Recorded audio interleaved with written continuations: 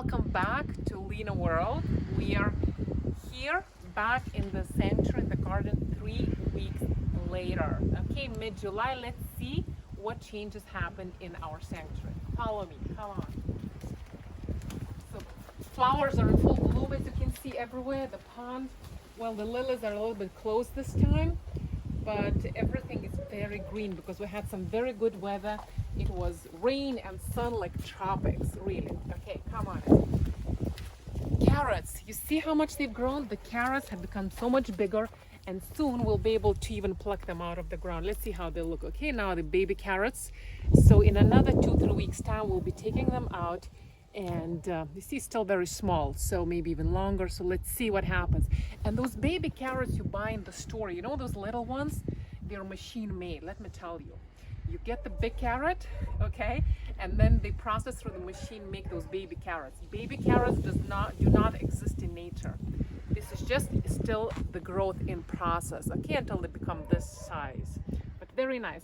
And we'll have to weed some of them out to create more space for other carrots to grow.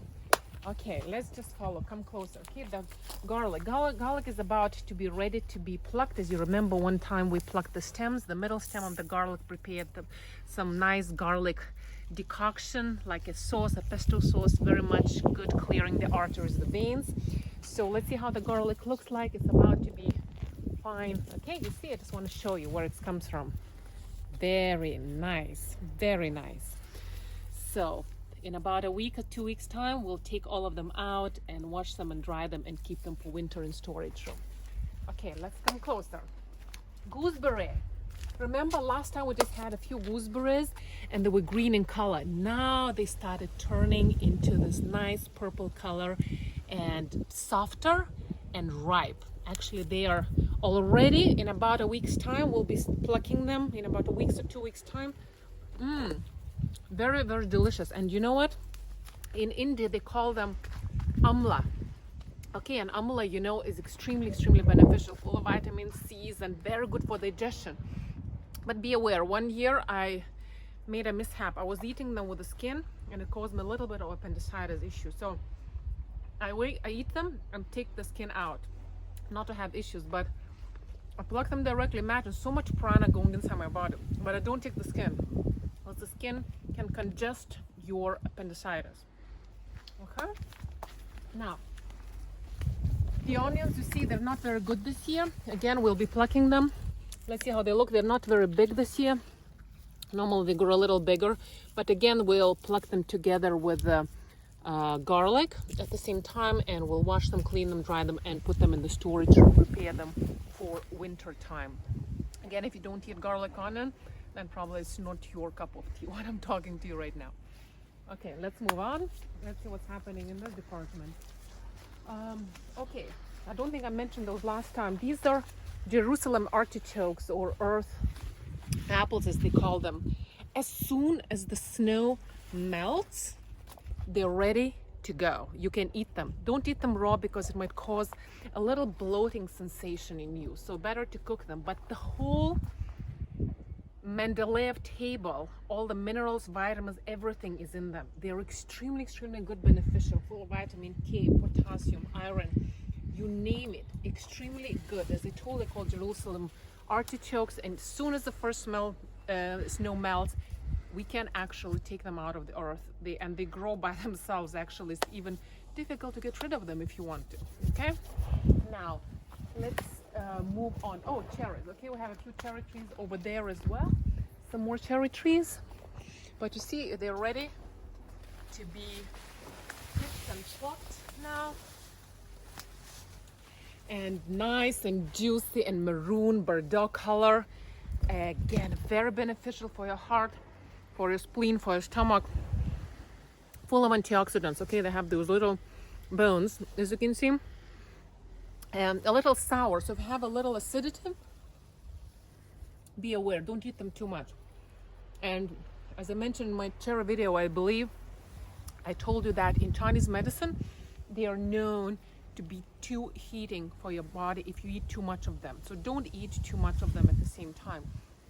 But again, full of vitamin C's and K and and iron, and very beneficial for your heart, nourishing your blood, your spleen. In Ayurveda, it's also extremely good, detoxing your liver, detoxing your lymphatic system.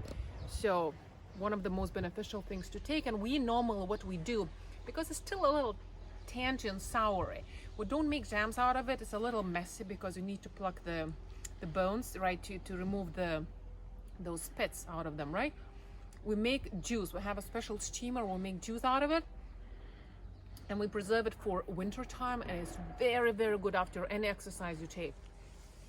Right away you'll get this zest of good energy.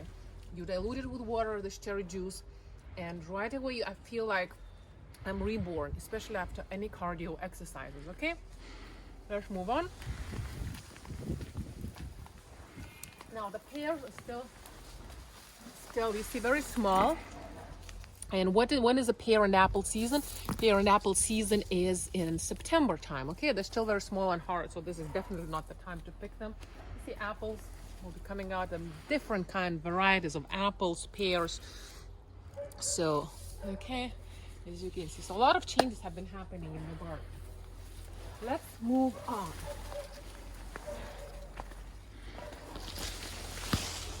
Now, oh, you can see there's a whole aisle of calendula flowers. Do you remember I told you, the more you pluck them, the more they grow. The more you pluck them, the more they bloom. So, sorry, I already touched some other soil, so my fingers are a little dirty right now, but it's good energy, good early energy, right? So you can see. And they tend to be either this orange or yellow color, and very beneficial, full of antioxidants, have anti-inflammatory properties, very good for your liver, eyes, and sore throat. You remember, number one thing, when I have a sore throat, take this tea. Like, just pour boiling water. Look at this gorgeous butterfly. Pour some boiling water over these calendula leaves, and just let it sit for 15 minutes and drink it. You can mix it with other herbs if you want to, but again, it's cooling the body, and it will relieve your sore throat in no time. Okay, you see the beets. The beets are also, we don't have that many beets. There's still, it's again a root vegetable, very grounding, very rooting. Big leaves. Leaves are also very good. You can steam them, boil them, and take them. You know, it's green, full of chlorophyll, of course. And now let's move on. Some more carrots here, as you can see. And on the other side we have strawberries.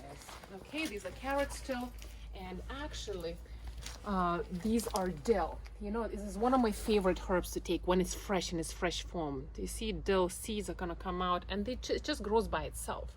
You don't normally need to plant it, so it's every year like that, just grows by itself. But that smell you cannot get in the store. When you buy fresh dill, it's a very different smell than the one from the store. Now, here you can see there are some cucumbers, but the leaves are very big, and you can see little cutie here.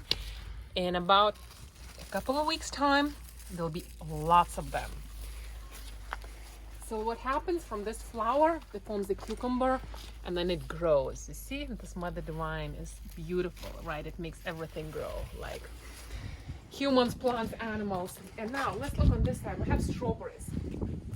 Unfortunately, the strawberry season is over. So what we'll be doing, we'll be cutting the leaves. There's still some that you can find. You see one or two strawberries up here, but they already no more. I just prepared my last cake out of strawberries, so it's still not over yet. So they're still like for daily eating, it's fine, but not for any dish or anything. I'm just having food at the same time. And this is my little puppy. He bought the toy. He wants to play with it. Okay? He's gonna bring it back to you. So he's in the gang. Okay? Now, potatoes. Do you remember our potato leaves were very small? And potatoes, what happens to potatoes? We plant them in about a month of April. Only half a potato if it's big, or one small potato. And let's see what happens. It's still not the harvest season, but let's see what happens, okay? So I'll just pluck one of them and see if there is harvest, some of it already, because we're already preparing some dishes out of it. Let's see if there is, see? Okay, there is more. So there's 1, 2, 3, So 4. Okay, so what happens? They multiply. That's the most beautiful thing about potatoes. So you plant one, you get 3 or 4 out of them afterwards, but they're still in their growth. Okay, so it's not the time, but for consumption purposes, making dishes out of potatoes, it's absolutely fine. They have more water, a lot of prana in them. But normally we take them end of August and beginning of September in this culture, in this country, in this soil. Okay, so now again, some more strawberries. As I told you, the season is over, unfortunately.